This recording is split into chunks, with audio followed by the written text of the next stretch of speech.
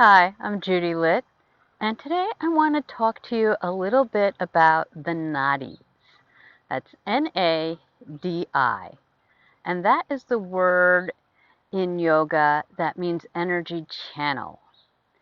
So last week I did a yin yoga practice and we focused on our lung meridian. Meridians are the energy channels in traditional Chinese medicine. And yin yoga gets its beginnings from TCM, traditional Chinese medicine. So nadis are energy channels. If you've ever had acupuncture, they're working on your meridians.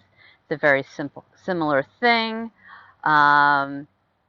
Meridians, there are 12 main meridians. I am petting Bandit over here who, let's see if we can get him into the, if we can get this, the wrong end of him in. Anyway, that's why my hand keeps moving. So meridians, there are 12 main meridians that we are generally concerned with. And the nadis, there are thousands, tens of thousands of nadis in your body. And it is also said, in case you were wondering, that prana rides the breath through the nadis. And I think that's why prana is often equated with breath, which it's actually not. Little sidebar here, prana is actually life force. Okay, so in yoga, there are three main nadis that we are generally concerned with.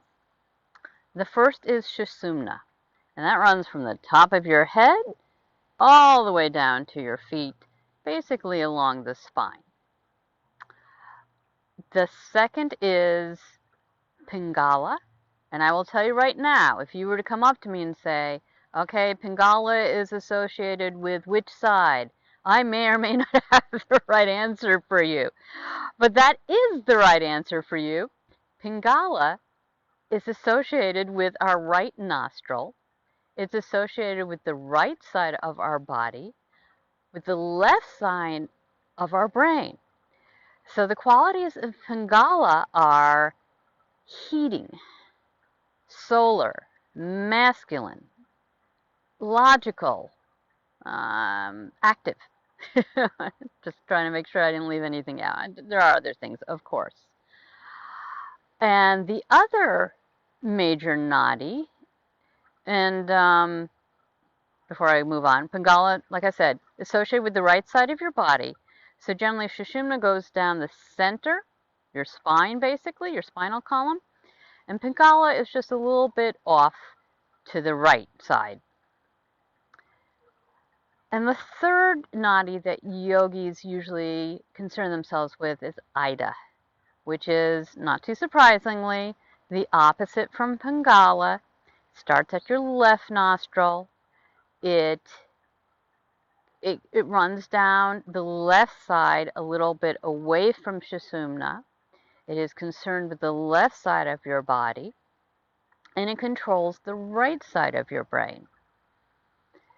So Ida is feminine. It is passive, it is cooling, it is lunar, and it is creative. Now, neither Pingala nor Ida are better one than the other. Yoga also concerns itself a lot with non-attachment, not getting attached to things, one being better than the other. Duality, again, one thing being better than the other. So we're not labeling it, we're not calling one side better than the other. We need both, actually. If we are always passive, then we never get anything done. And if we were always active, we burn ourselves out. So we need to be balanced. Yoga has a lot of breathing techniques that will concern itself with alternate nostril breathing, or breathing only through the left nostril, breathing only through the right nostril. These are all great things. Okay, so now by about now, you're probably saying, Judy, why in the heck are you bringing this up today? So this week, I have a very short video for you about releasing tension in your neck. And you may, if you've ever gone to any in-studio yoga classes or done other YouTube yoga classes, you may often hear about alignment, and you may often hear about how happy spine, happy life, how we revere a very straight spine. When we're sitting for meditation, we want our spine to be nice and straight. So now do you get to see why we want that?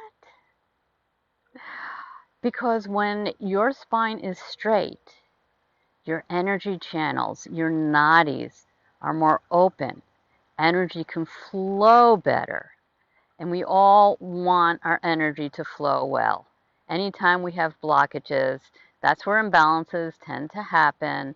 And we all have them. Again, not good or bad, but having that nice straight spine, being aware of that as you're moving through your yoga poses, that can really help you.